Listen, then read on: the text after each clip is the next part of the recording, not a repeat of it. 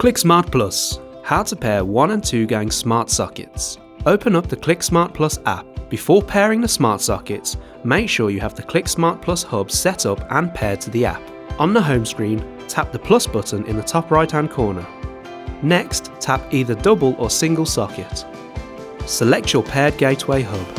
Follow the on-screen instructions. If your socket is not in pairing mode, tap Resetting Devices and follow the on-screen steps.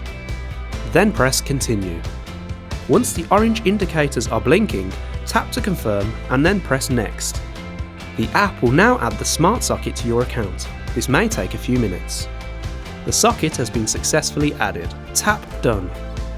You can now control either socket through the app or turn them on and off simultaneously. Each socket can be renamed for ease of use. The smart sockets can also be locked on or off so nobody can manually control the switches on the socket. Make sure to change the names of your smart sockets so that they can easily be accessible and used with voice commands. Press on the pencil icon next to the device. Then tap Name. Change the name to your preference. You're now ready to use 1 and 2 gang smart sockets. All ClickSmart Plus products are compatible with Alexa and Hey Google. ClickSmart Plus, making your home smarter.